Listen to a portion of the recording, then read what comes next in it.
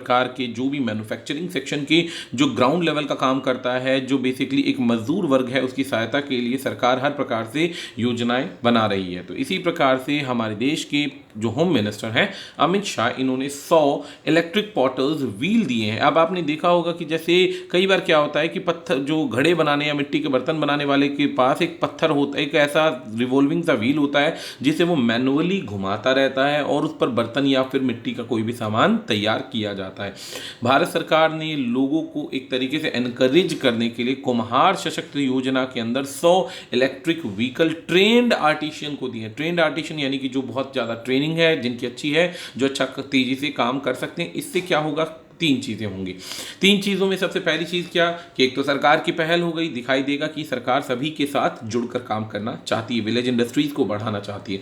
दूसरा फ़ायदा ये होगा कि जो भी लोग सशक्त नहीं है, गरीब है लेकिन स्किल्ड है, सरकार उनको इस प्रकार से सुविधा देगी ताकि वो अपने आप को उठा सके। तीसरा, इस तरीके से बाकी लोग भी इनकरेज होंगे और भविष्य में अपने आप को टेक्नोलॉजी से जोड़ने का प्रयास करेंगे। तो मार्जिनलाइज्ड पॉटर्स कम्युनिटी है, उनको ये प्रोवाइड किया जाएगा। इससे प्रोडक्टिविटी इंक्रीज होगी, इस सेक्शन को आत्मनिर्भर बनाने में सरकार का योगदान रहेगा। इससे आम इंसान की जो इनकम है वो 20,000 रुपये 12,000 रुपये तक बढ़ जाएगी 3,000 रुपये प्रति माह से। ये कहें कि अब अगर बात करें तो लगभग एक पोर्टर की जो वैल्यू हो जाएगी पैसे कमाने के नाम पर, वो 15,000 रुपये के आसपास हो जाएगी। इससे क्या होगा, जीवन यापन अच्छा होगा, उनके बच्चों का भविष्य सुधरेगा। सेवा योग में अलग अलग जगह पे वो अच्छे सेक्शंस को कमा सकते हैं और तरक्की कर सकते हैं। अब तो यूनियन मिनिस्ट्री की बात करते हैं, होम मिनिस्ट्री की। तो अमित शाह जी इसके मेन वर्कर हैं होम मिनिस्ट्री में, और इसका जो मिनिस्ट्री ऑफ स्टेट है कौन है, गंगापुरम किशन रेड्डी, कृष्ण नहीं है, किशन है, ध्यान रखिएगा, किशन रेड्डी नित्यानंद रॉय। इससे रिलेटेड न्यूज़ में अभी कुछ समय पहले मी अन्नपूर्णा नाम की भी किसानों के लिए एक योजना बनाई थी ताकि कोई भी देश का किसान भूख से, गरीबी से परेशान होकर ना मरे, ना परेशान हो। आपको जानते होंगे कि एक ग्राउंड लेवल का जो गरीब वर्कर है, स्पेशली किसान है, उनको ऐसी काफ़ी सारी समस्याएं झेलनी पड़ती हैं जिसमें आए दिन उन बेचारों को कई बार सुना होगा आत्महत्या तक करनी पड़ जाती है क्योंकि वो परेशान हो जाते हैं। तो सरकार के द्वारा ये मुहिम उनके लिए चलाई गई है। ऐसे ही एक और न्यूज़ थी इससे रिलेटेड कि त्रिपुरा में भी ऐसा ही कुछ लॉन्च किया गया था जिसमें महिलाओं के लिए, कौन सी महिलाओं के लिए, जो प्रेग्नेंट महिलाएं हैं उनके लिए एक स्कीम चलाई गई थी ताकि उनके ऊपर किसी भी प्रकार की समस्या ना आए। उनको पूरी तरीके से पोषण प्रदान करना, पोषण के साथ साथ उनको खाद्य पदार्थ की सभी सुविधाएं देना भी उसी के अंदर शामिल था। अगली न्यूज आती है, पीएम मोदी ने कोविड-19 की टेस्टिंग फैसिलिटी को बढ़ा दिया है कोलकाता, मुंबई और नोएडा के अंदर, जिसके अंदर टेस्टिंग की कैपेसिटी जो है अब बढ़ जाएगी और प्रतिदिन हो जाएगी 10,000 टेस्ट प्रतिदिन। 10,000 टेस्ट प्रतिदिन का मतलब हो गया कि आपके देश में 3 हिस्सों पर, नोएडा, कोलकाता और मुंबई पर, आपके पास में टेस्टिंग फैसिलिटी की आपके पास बहुत सारी ब्रांचेज होंगी जहां पर आप अपने किसी भी प्रकार के काम को, बीमारी को टेस्ट करा सकते हैं। शुरुआत में अगर आप बात करते हैं तो सबसे पहली बेनिफिट होगा कि आपका डिटेक्शन किसी भी बीमारी का अगर होगा, स्पेशली कोविड-19 का होगा, तो वो कोविड-19 का डिटेक्शन पहले पता चल जाएगा। पहले पता चल जाएगा तो भाई टाइमली उस पर एक्शन लिया जाएगा। एक्शन लिया जाएगा तो आपकी लैब पर्सनल को भी इन्फेक्शन का डर कम रहेगा और बीमारी को धीरे धीरे समाप्त करने में पूरी कोशिश की जाएगी। जैसा कि आप जानते हैं कि मेडिसिन आने के बाद भी अभी उसे कम से कम नवंबर लग जाएगा इस बीमारी को प्रॉपरली चल पाने में, या इस बीमारी को प्रॉपर इरेडिकेट कर पाने में। तो यहाँ पर जब नवंबर लग जाएगा तो जाहिर सी बात है कि आप उससे खुद को टेस्टिंग करा के प्रोटेक्ट कीजिए, बचाने का प्रयास कीजिए। तो इसके बेनिफिट में एक और चीज़ भी है कि आने वाले टाइम पीरियड में यही जो लैब की टेस्टिंग की जो फैसिलिटीज़ हैं, ये आगे हेपेटाइटिस बी, सी, HIV, डेंगू या अदर डिजीज़ को भी टेस्ट करने के लिए कामयाब होंगी। इसमें कोशिश की जा रही है धीरे धीरे देश के अंदर 5 लाख से 10 लाख तक की कैपेसिटी के टेस्ट प्रतिदिन हो। अब भारत सरकार वैसे भी 1200 PPE किट के मैन्युफैक्चरिंग फैसिलिटीज़ बना चुकी है ताकि ज़्यादा से ज़्यादा अगले 6 महीनों के अंदर देश में इस प्रकार की कोई समस्या ही ना रहे और आशा वर्कर या जो हमारे बेसिकली ग्राउंड वर्कर्स हैं, हमारे वॉरियर्स हैं, उनको प्रॉपर सुविधा प्रदान की जा सके। तो ये बहुत अच्छी मुहिम रहेगी अगर तेज़ी से बीमारी को कॉम्बैट किया जाए तो डायरेक्टर जनरल कौन है? प्रोफेसर बलराम भार्गव, और हेडक्वार्टर नई दिल्ली के अंदर है। इससे रिलेटेड और भी बहुत सारी न्यूज़ है, जैसे कि सरकार ने कोविड बीप नाम का एक सेक्शन चलाया, जिसके अंदर अब आपको कोई भी अगर किसी भी प्रकार का डिटेक्शन पाया जाता है, वाइटल इन्फॉर्मेशन पाई जाती है अफेक्टेड पेशेंट की, तो उनको पूरी तरीके से मॉनिटर किया जाएगा। हर्षवर्धन ने वैसे भी अभी काफ़ी समय से इंडिया की फर्स्ट आई लैब यानी कि इन्फेक्शन डिजीज डायग्नोस्टिक लैब को भी लॉन्च किया है, ताकि किसी भी प्रकार से बीमारी को पूरे तरीके से कॉम्बैट किया जा सके। इस समय पूरे भारत की नहीं दोस्तों, पूरे विश्व की लगभग इकोनॉमी जो है इसी वजह से परेशानी से जूझ रही है, जिसमें शुरुआत के फेर में काफ़ी सारे लोगों की मृत्यु की खबर तक आई थी। अगला पॉइंट आता है, भारत ने अपनी एक सबसे बड़ी चीज़ की ड्रग मैन्युफैक्चरिंग को बूस्ट करने का एक मुहिम स्टार्ट किया है। ड्रग मैन्युफैक्चरिंग का अर्थ होता है दवाइयों को बनाना और उनके डिवाइसेस के पार्ट्स बनाना। अब सबसे बड़ी चीज़ क्या है कि भारत ने मैक्सिमम दवाई का जो सेक्शन है विदेशों से आता है और स्पेशली चाइना से आता है। चाइना से हमारी लगभग 86% की जो क्रिटिकल बल्क है वो हम सारी की सारी चाइना से लेते हैं, और चाइना आए दिन भारत को परेशान करता रहता है दवाइयों के उल्टे सीधे रेट बढ़ाकर, क्योंकि भाई भारत उसका विरोधी देश है, तो किसी भी प्रकार से, चाहे आर्थिक प्रकार से ही सही, किसी भी प्रकार से भारत को महंगे दामों पर चीज़ें प्रोवाइड करता है। और भारत किसी और देश से इसलिए मुसीबत चीज़ नहीं ले सकता, क्योंकि किसी भी देश से अगर चीज़ लेने का प्रयास करेगा भारत, तो उसकी डिमांड को पूरा कर पाना इम्पॉसिबल है। इसीलिए देवरंगुडा वेंकप्पा सदानंद गोडवा या गोवडा, इनकी गाइडलाइंस के अंदर अब भारत में 2 मेडिकल ड्रग्स बल्क ड्रग्स के सेक्शंस बनेंगे और 2 मेडिकल डिवाइस के पार्ट्स बनेंगे। इन दोनों के अंदर क्या क्या होगा कि भाई एक जगह पर भारी मात्रा में दवाइयां बनाई जाएंगी, दूसरी में उनसे संबंधित डिवाइसेस को प्रिपेयर किया जाएगा। पूरी कोशिश ये रहेगी कि तेजी से इनके लिए रॉ मटेरियल का भी बंदोबस्त किया जा सके, ताकि उस रॉ मटेरियल की भी कॉस्टिंग से हमें परेशान ना होना पड़े। इस परिस्थिति के अंदर जो ड्रग्स की बेसिकली फार्मास्यूटिकल कंपनी है वो और तेजी से तैयार हो पाएगी। इसके अंदर 10,000 से ज़्यादा 10,000 करोड़ रुपए का इंसेंटिव स्कीम है, और सरकार इस पर और तेज़ी से काम कर रही है ताकि प्रमोशंस को बढ़ाया जा सके, और प्रमोशन को बढ़ाने के साथ और तेज इस काम को किया जा सके। इस काम के अंदर 3 बल्क ड्रग पार्क्स बनेंगे इंडिया के अंदर, अलग अलग सेक्शंस के अंदर, और सबसे तेज़ी से इस काम को बढ़ाया जाएगा। सबसे पहले इसको शुरुआत की जाएगी Himachal Pradesh, Uttarakhand, union territory of Jammu Kashmir and Ladakh में इसकी शुरुआत की जाएगी। इसमें ज़्यादातर जो ग्रांट्स मिलेगी वो केंद्र सरकार से मिलेगी। इसके अंदर पूरा पैसा केंद्र सरकार का जाएगा, और अगले 4 सालों के अंदर यानी 2020-21 से 24-25 के बीच में बहुत सारे मेडिकल पार्क्स बन जाएंगे, और हमारी जो ओवर डिपेंडेंसी है दूसरे देशों पर वो धीरे धीरे खत्म हो जाएगी। जब ओवर डिपेंडेंसी खत्म हो जाएगी तो इस टोटल आउटले के अंदर 3,420 करोड़ का एक्सपेंस आएगा अगले 6 सालों के अंदर। और धीरे धीरे इंडिया की जो टारगेटेड सेक्शंस हैं, जैसे कि बड़ी बड़ी बीमारियां हैं, आपके कैंसर हो गया, रेडियोथेरेपी हो गया, इन सभी डिवाइसेस की मेन टारगेट जो बड़े सेक्शंस हैं उन पर हम अपने आप को प्रिपेयर करने का पूरा प्रयास कर रहे हैं, और अलग अलग एक्सपेंस के अंदर दवाइयों पर काफ़ी बल्क ड्रग्स पर एक्सपेंस करने की कोशिश में लगे हुए हैं। अब अगली न्यूज़ आती है, central government with world bank decide करती है चंबल घाटी के उस सेक्शन को जो बंजर है, जिस पर अभी काम नहीं हो पा रहा, उसको ज़मीन को इस्तेमाल करने के लिए किस चीज़ के लिए इस्तेमाल करना है, एरेबल का मतलब होता है एरेबल का मतलब होता है जिस पर खेती की जा सके, उसको इस्तेमाल किया जा सके ताकि किसानों का भला हो सके और एक बहुत बड़ा सेक्शन जो है वो कल्टिवेटेड लैंड में बदल जाए। इसके लिए वर्चुअल मीटिंग हुई किसकी, आदर्श कुमार, जो कि ये हमारे फोटो के अंदर दिखाई दे रहे हैं साहब, आदर्श कुमार की किसके साथ में, वर्ल्ड बैंक के रिप्रेजेंटेटिव के पद पर जो काम कर रहे हैं, आसीन कर रहे हैं। तो इसमें कौन कौन मेन लोग हैं, विवेक अग्रवाल जॉइंट सेक्रेटरी हैं जो प्रोडक्शन में काम करते हैं, एस.के. राव वाइस चांसलर हैं, इनने मिलकर इस काम को शुरुआत की। इस प्रोजेक्ट के अंदर क्या है कि भाई पहले हमने बताया कि वो सारा का सारा ज़मीन कन्वर्ट किया जाएगा, किस चीज़ में कन्वर्ट किया जाएगा, जिसे योग्य बनाया जा सके। इसके अंदर जो टेक्नोलॉजी है, कैपिटल कॉस्ट है, इन्वेस्टमेंट है, ये सारी की सारी मिनिमम बजट के अंदर पोस्ट की बनाई जाएगी, और सारा का सारा सेक्शन जो होगा केंद्र सरकार ही इसका बियर करेगी। 3 लाख हेक्टेयर लैंड है, अगर इसको हम तेज़ी से कन्वर्ट कर पाते हैं तो आपके पास काफ़ी अच्छी फैसिलिटीज़ हो जाएगी जो कि आप आगे बढ़ा सकते हैं। ग्वालियर से चंबल के बीच के सेक्शन के अंदर काउंट किया जाएगा पूरा का पूरा सेक्शन, और तेज़ी से इसे एक्सप्रेसवे के आसपास बनाने में भी कोई समस्या नहीं आएगी। तो तेज़ी से आगे काम बढ़ता जाएगा, आपकी प्रोग्रेस होगी, देश में नए रोजगार उत्पन्न होंगे, किसानों को सहायता मिलेगी, नई टेक्नोलॉजीज़ को सपोर्ट मिलेगी, मैन्युफैक्चरिंग इंक्रीज होगी और देश में एक्सपोर्ट को बढ़ाया जा पाएगा। प्रेसिडेंट जो हैं इसके वर्ल्ड बैंक के डेविड रॉबर्ट माल्पस हैं, headquarter Washington DC United states के अंदर है। मोटो क्या है? गरीबी को दूर करना। गरीबी को दूर करने के लिए अब किसान जो हो गए वो सबसे ज़्यादा अफेक्टेड लोग होते हैं, किसान हो गए, पोर्टर्स हो गए, कुली हो गए, तो इन सब के लिए कुछ ना कुछ रास्ते बनाए जा रहे हैं। तो इनसे रिलेटेड और भी न्यूज़ है कि सरकार ने अभी वर्ल्ड बैंक ने टीचिंग और लर्निंग प्रोग्राम्स के लिए 500 मिलियन रुपीज़ का एक तरीके से क्या दिया, अप्रूव्ड लोन दिया है। किस किस क्षेत्र को दिया है? 6 राज्यों को दिया है, जिसमें हिमाचल प्रदेश, केरला, मध्य प्रदेश, महाराष्ट्र, उड़ीसा और राजस्थान, ताकि एजुकेशन बढ़े, लर्निंग प्रोग्राम्स बढ़े और प्रोफेशनल एजुकेशन के अंदर भारत जो है और ज़्यादा आत्मनिर्भर बनता जाए।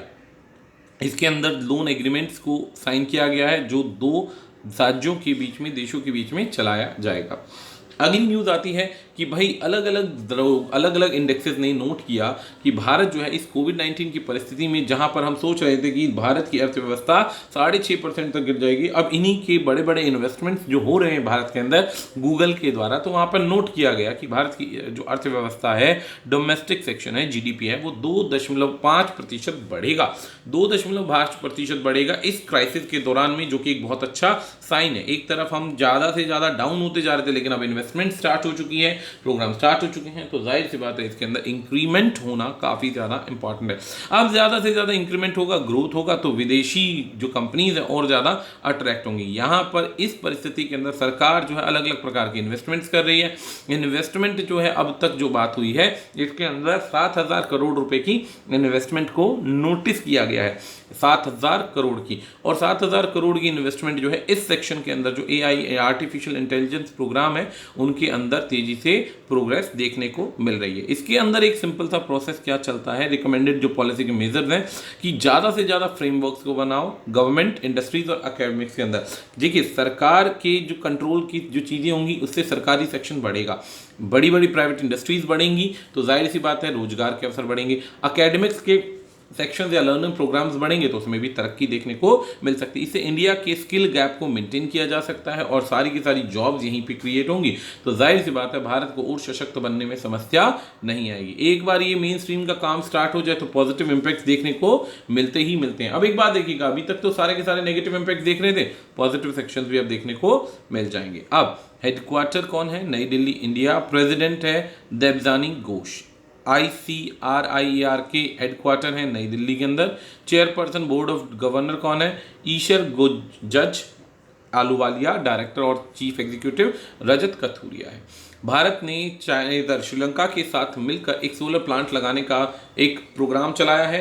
ये आस पड़ोस के देशों से संबंधों को सुधारने का प्रयास है। सबसे पहली चीज़ तो ये, जिस प्रकार से चाइना ने बाकी देशों को बेल्ट एंड रोड इनिशिएटिव के आधार पर अलग अलग प्रकार से लोन के लालच में अलग अलग परिस्थितियों में फंसाने का प्रयास किया, भारत ने उन देशों की इकोनॉमी को सुधार करने के लिए बहुत सारे रास्ते निकाले, जिसके अंदर अब भारत ने सबसे बड़ा, अभी तक का लार्जेस्ट पावर जनरेशन यूटिलिटी जो भारत का है वो लगाया जाएगा श्रीलंका के अंदर, ताकि भारत के इंडियन ओशियन के मुद्दे पर और ज़्यादा अच्छे रिलेशन बन सके। ज़्यादा से ज़्यादा इलेक्ट्रिसिटी जनरेट की जाएगी, जनरेट करने के बाद में फ्यूल कॉस्ट कम हो जाएगी, फ्यूल कॉस्ट कम होगी तो जाहिर सी बात है कि देश उस पैसे को, उन एक्सपेंसेस को, उन चीज़ों को अलग अलग स्थानों पर खर्च कर सकता है, ताकि और जनरेशन को बचे हुए पैसे से बेनिफिट मिले और जो इनकी अर्थव्यवस्था जो घाटे में जा रही है उसे रिकवर करने का प्रयास किया जा सके। डायरेक्टर जनरल उपेंद्र त्रिपाठी हैं, हेडक्वार्टर गुरुग्राम हरियाणा के अंदर, NTPC का गुरदीप सिंह के पास, हेडक्वार्टर नई दिल्ली। अगली न्यूज़ आती है, भारत में SBI बैंक के क्रेडिट कार्ड फैसिलिटी जो बनाए जा रहे हैं वो इंडियन रेलवेज के साथ जोड़े जा रहे हैं, IRCTC के। इससे क्या होगा, कॉन्टेक्टलेस क्रेडिट कार्ड होंगे वाईफाई फैसिलिटी के साथ में, contact lens credit card wifi facility के साथ में, जिसमें जो ट्रेवलर्स हैं उन्हें बेनिफिट्स मिलेंगे, बोनसेस मिलेंगे अगर आप इस कार्ड का इस्तेमाल करके बुकिंग करते हैं या फिर किसी भी प्रकार की परचेजिंग करते हैं रेलवे डिपार्टमेंट से या रेलवे सेक्शन से, तो आपको काफ़ी ज़्यादा डिस्काउंट्स मिलेंगे। जैसे 10% वैल्यू बैक मिलेगा, चाहे आप किसी भी AC कोच की या कार बुकिंग कर रहे हैं, कार की चेयर की बुकिंग कर रहे हैं तो आपको उस बेनिफिट्स मिलेंगे। इसके अलावा 1% आप इन्हें अलग अलग सेक्शंस पर, जैसे तेल खरीदते हैं तो आपको फायदा मिलेगा, रेलवे से हर साल आपको एक सेक्शन का मुनाफा मिलेगा, 350 बोनस रिसीव करने पे रिवार्ड पॉइंट्स मिलेंगे। तो अलग अलग फैसिलिटी जो क्रेडिट कार्ड्स की दी जाती है वो दी जा रही है। इससे फायदा क्या है कि सबसे पहली चीज क्रेडिट कार्ड का यूज बढ़ेगा, बैंकिंग प्रणाली बढ़ेगी। बैंकिंग प्रणाली बढ़ेगी। बैंकिंग प्रणाली बढ़ेगी, इससे दूसरा बेनिफिट क्या होगा, बार बार अकाउंट को जोड़ने की जरूरत नहीं होगी, इसी कार्ड से बुकिंग होगी और आराम से आप अपने आप को यूज कर सकते हैं सस्ते दामों पर। इसमें अगर 100 रुपए की टिकट ली गई तो 10 रुपए आपको स्टेशन से वापस मिलेंगे। कई फायदे, लोगों को डिजिटलाइज बनाना जरूरी है। दूसरी चीज, डिजिटल बनाने के साथ साथ भारत के अंदर वो सभी काम जो हैं, जो भीड़ में लाइनों में लगकर करने हैं, वो लाइन सिस्टम को खत्म करना भी बहुत ज्यादा जरूरी है। तो ये एक फैसिलिटी है जिससे आम जनता बेनिफिट्स पाएंगी। हेडक्वार्टर नई दिल्ली, चेयरमैन और मैनेजिंग डायरेक्टर मनेंद्र प्रताप माल। एसबीआई की बात करते हैं, हेडक्वार्टर गुड़गांव के अंदर है और एमडी जो है इसके हरदयाल प्रसाद जो रिटायर होंगे 31 जुलाई को, अश्विनी कुमार तिवारी जो कि चार्ज लेंगे 1 अगस्त से। अगली न्यूज ऐसे ही आती है, एक कार्ड भारतीय एक्सा जनरल इंश्योरेंस लॉन्च करती है, कॉर्प्स इंश्योरेंस कैंपेन। इसका मतलब है बहुत ज़रूरी है, इसका नाम रखा गया बहुत ज़रूरी है कार्ड। दोस्तों पहली बार नहीं है, ये वो नाम रखे जाते हैं जो आम जनता आसानी से समझ सके। किसानों की फसल का बीमा किया जाएगा। इसके अंदर बीमे के फायदे क्या होंगे कि किसी भी प्रकार का डैमेज, किसी भी प्रकार का डैमेज, चाहे वो सीजनल हो चाहे अनसीजनल रेन हो, चाहे फसल का फेलियर हो, मानसून फेलियर हो, किसी भी प्रकार की सहायता होगी इस फसल से किसानों को प्रोवाइड की जाएगी। अभी तक 800 करोड़ रुपए की जो बेसिकली इंश्योरेंस है वो कवर की जा चुकी है, डिमांड की जा चुकी है। बेसिकली महाराष्ट्र, पंजाब, कर्नाटक, इन क्षेत्रों के अंदर ये प्रधानमंत्री फसल बीमा योजना के अंदर ये इंश्योरेंस दी जा रही है।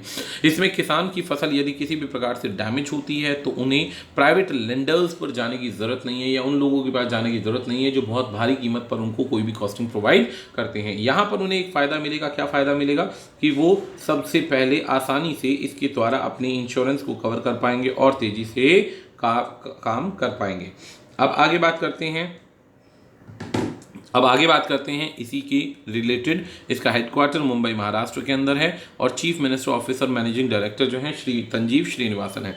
इसके अंदर सबसे पहली चीज़ एक बात याद रखिएगा, सभी प्रकार की फसलें, खरीफ क्रॉप्स, रबी क्रॉप्स और जो भी इनकी क्रॉप्स अलग डिफरेंट सेक्शंस की होती हैं वो सारी कवर होंगी। 2% तक का इनको सम इंश्योरेंस जो होगा वो तुरंत मिल जाएगा और सभी फैसिलिटीज़ के अंदर किसानों को बचाने का प्रयास किया जाएगा ताकि फसल को छोड़कर नए सेक्शंस में ना घुसा जाए। गवर्नमेंट ऑफ इंडिया ने 10 ब्रॉड गॉज लोकोमोटिव ट्रेन का सेक्शन है ये दिया है। किसको दिया है? बांग्लादेश को दिया है, हैंडेड ओवर कर दिया है बांग्लादेश को इंडियन रेलवे के द्वारा। इसे वर्चुअली सेरेमनी की तरफ फ्लैग ऑफ किया गया, ग्रीन फ्लैग दिखा करके इन्हें रवाना किया गया। भारत में यहाँ पर पीयू doctor Subrahmanyam Jaishankar, railway minister Piyush Ved Prakash Goyal, Bangladesh की तरफ से नूरुल इस्लाम सुजन और ministry of foreign affairs Abdul Kalam Abdul Momen है। इसका एक पर्पज़ है कि ये ट्रेन की स्पीड 120 किलोमीटर प्रति घंटे की होगी। इसकी लाइफ की बात की जाए तो कम से कम 28 साल तक तो ये चलेगी, उसके बाद इसे बढ़ाया जा सकता है, इसे मॉडरेट किया जा सकता है, मॉडिफाई किया जा सकता है। इस तरीके के फ़ायदे से शेख हसीना की सरकार के साथ भारत के काफ़ी लंबे अरसे पहले इसके रिलेशंस बनाए गए थे और वायदे किए गए थे इसे प्रोवाइड करने के लिए। ये 1965 के बाद रेल कनेक्शन में दोनों देशों के बीच में 7 रेल लिंक है जिनमें से 4 अभी फंक्शनल है, बाकी बंद हो चुके हैं। अगरतला से लेकर अखूरा नाम की जगह जो बांग्लादेश में, यहां तक ये ट्रेन दौड़ेंगी। इसमें क्या है कि दोनों देशों के संबंध, जैसे कि मैंने कहा कि ऑटोमेटिकली भारत के पड़ोसी मुल्कों के साथ जो जो संबंध बिगड़ रहे हैं उनको मजबूत करना सबसे ज़्यादा ज़रूरी है। अब उन संबंधों को मजबूत करने के रास्ते तो बनाए जाएंगे और यही रास्ते हैं, किसी न किसी प्रकार की सुविधा दो, रोजगार बढ़ाओ और उनको फ़ायदा मिलेगा। इसमें क्या होगा कि भारत को इंडियन ओशियन के अंदर और अच्छे से मजबूती मिलेगी और बांग्लादेश का सपोर्ट मिलने के आसार होंगे। अगर सपोर्ट मिलता भी है तो चिकन नेक पर भारत और ज़्यादा सशक्त हो सकता है, ये बात याद रखिएगा। अभी भारत ने कुछ ही समय पहले समुद्र रास्तों को जोड़ने के लिए भी कंटेनर की सुविधा को बढ़ाया है, तो इससे दोनों देशों के बीच में काफी अच्छे संबंध बनते हुए नजर आएंगे। कैपिटल जो है ढाका है, करेंसी बांग्लादेशी टका है, प्रेसिडेंट है मोहम्मद अब्दुल हामिद। अब आता है वर्ल्ड हेपेटाइटिस डे सेलिब्रेट किया गया ताकि लीवर को बचाया जा सके। प्रेग्नेंट महिलाओं को काफ़ी ज़्यादा प्रॉब्लम्स होती थी, इससे काफ़ी ज़्यादा समस्या होती थी और हेपेटाइटिस या किसी बीमारी के वो शिकार हो जाते। तो पहला हेपेटाइटिस बी जो बनाया गया daily hepatitis B day celebrate किया गया वो 28 जुलाई 2011 को सेलिब्रेट किया गया, ताकि पूरे विश्व को हेपेटाइटिस फ्री फ्यूचर बनाया जा सके, जिसके बाद सभी देशों ने इसे एक्सेप्ट किया। इसके अंदर जो था, इसको ऑनर किया गया डॉक्टर बरूच ब्लमबर्ग के द्वारा, क्योंकि इन्होंने इस डिवाइस को फाइंड किया, इन्होंने इस बीमारी को फाइंड किया, तब से लेकर अब तक इसे सेलिब्रेट किया जाता है। इसके अंदर अलग अलग प्रकार से जो हेल्थ के प्रोग्राम्स हैं वो चलाए जाते हैं। हालांकि जैसे भारत में मलेरिया से बचाने के लिए प्रोग्राम्स चलाए जाते हैं, मलेरिया के अलावा अलग अलग बीमारियों से बचाने के लिए प्रोग्राम्स चलते हैं, ऐसे ही पोलियो की दवाई बांटी जाती है। पोलियो की दवाई के बाद अब भारत में हेपेटाइटिस बी सेलिब्रेट किया जाता है और काफ़ी भारी मात्रा में इससे संबंधित जो लैब्स बनाई गई ताकि लीवर को हेल्दी रखा जा सके। अब आता है बात इसका फ्यूचर। तो फ्यूचर में बहुत सारे इसके सेक्शंस है। हेपेटाइटिस बी न्यूबॉर्न बेबीज को होने वाली बीमारी होती है जो माता से बच्चे को लगती है। माता से बच्चे को और भी बीमारी लगती है, लेकिन वो सारी टेस्ट फैसिलिटीज इंडिया में धीरे धीरे तेजी से जनरेट हो रही है। हेपेटाइटिस बी को और तेजी से जनरेट किया जाता है ताकि इसे फिनिश किया जा सके। इसके अंदर बहुत सारे टाइप्स हैं लीवर की बीमारी के, ABCDE, जो ऑब्वियसली एक डॉक्टर की लैंग्वेज में कंसीडर किए जाते हैं, लेकिन हमने हेपेटाइटिस बी को अभी मेन कंसीडर किया है, जो ज़्यादा इन्फेक्ट करती है किसको, महिलाओं को और न्यूबॉर्न बेबीज को। अब इसके लिए बहुत सारे सेंटर्स बनाए गए हैं, डायग्नोस्टिक टेस्ट बनाए गए हैं और 2030 तक पूरी कोशिश है कि सबसे ज़्यादा इसको चलाया जा सके। भारत में पूरे विश्व के अंदर अभी तक अगर बात की जाए तो 324 मिलियन आज भी अफेक्टेड है हेपेटाइटिस बी की बीमारी से। अगर बात करते हैं डायरेक्टर जनरल की, तो टेड्रोस एडनॉम इसके डायरेक्टर हैं और हेडक्वार्टर जेनेवा स्विट्जरलैंड के अंदर है। अगली न्यूज़ आती है world nature conservation day. Bharat में नहीं, पूरे विश्व के अंदर 28 तारीख को वर्ल्ड नेचर कंजर्वेशन डे बनाया जाता है ताकि प्रिजर्व कर सकें हम अपने नेचुरल एनवायरनमेंट को, होम्स को, अर्थ को हेल्दी बना सकें, क्योंकि इंसान अपनी नीड को पूरा करते करते अर्थ की जो हरियाली है उसको लूटता जा रहा है। अर्थ की हरियाली को लूटने का मतलब ये होता है कि भाई बुरी तरीके से अर्थ को नुकसान पहुंचाता जा रहा है। अब अर्थ को नुकसान पहुंच रहा है तो जाहिर सी बात है ओजोन लेयर पॉल्यूशन की वजह से स्प्लिट होती जा रही है। अलग अलग प्रकार की हमारी इन्वेंशन या जो काम है वो अर्थ को ओजोन लेयर पर स्प्लिट कर रहे हैं, तो स्किन रिलेटेड प्रॉब्लम और भी बहुत सारी प्रॉब्लम्स बढ़ती जा रही हैं। आपका पूरा का पूरा ग्लोबल वार्मिंग स्टार्ट हो चुका है, किसी भी समय कुछ भी होने लग जाता है। तो ऐसी परिस्थिति के अंदर काफ़ी ज़्यादा मेजर्स लिए गए हैं सरकार के द्वारा ताकि उसे रिस्टोर किया जा सके। अब ओजोन लेयर को तो रिस्टोर नहीं कर सकते, लेकिन हम अपने देश के अंदर क्या कर सकते हैं, हरियाली को, एनवायरनमेंट को बचाने की प्रयास कर सकते हैं। तो ऐसे में एक प्रोग्राम चलाया गया नगर वन उद्यान, जिसके अंदर हम कोशिश करते हैं कि हर राज्य के अंदर कोई ना कोई वन लगाया जाए। ये कोशिश एक बहुत अच्छी पहल है, धीरे धीरे इसकी तेजी से बढ़त की जा रही है। अब ऐसे ही स्वच्छ भारत अभियान भारत में चलाया गया, ये तो बहुत ज़बरदस्त चल रहा है, जिसके अंदर टॉयलेट्स बनाए गए। टॉयलेट्स के बाद ओपन डिफिकेशन जो है, मतलब कहने का खुले में शौच करने से रोका जाता है। और ऐसे ही प्रोग्राम के अंदर बंगाल प्रोजेक्ट टाइगर्स बनाए गए, 1973 में इंट्रोड्यूस किया गया, जिसके अंदर भारत में वाइल्ड लाइफ प्रोटेक्शन एक्ट के द्वारा किसी भी प्रकार की ट्रैफिकिंग को रोका गया, इधर उधर बेचने से रोक लगाई गई। ऐसे ही मैनग्रोव्स बनाए गए, मैनग्रोव प्रोग्राम्स बनाए गए, नेशनल वेटलैंड कंजर्वेशन प्रोग्राम बनाए गए ताकि उस बंजर भूमि को तैयार किया जा सके एक तरीके से प्रोग्रेस के लिए, ताकि काम बन सके, उसको काम करने योग्य, कल्टीवेशन योग्य चलाया जा सके। तो बहुत सारे इनिशिएटिव्स दिए गए सरकार के द्वारा। इसके अंदर 4 एक्ट्स हैं, Indian forest act, wild life act, environment protection act और फॉरेस्ट कंजर्वेशन एक्ट। ये काफ़ी सारी चीज़ें पास की गई ताकि ज़्यादा से ज़्यादा एनवायरनमेंट को सेव किया जा सके। हेडक्वार्टर न्यू दिल्ली में, प्रकाश जावड़ेकर जो है इसके कैबिनेट मिनिस्टर हैं और कंस्टिट्यूएंसी है महाराष्ट्र के अंदर। आज के लिए हमारा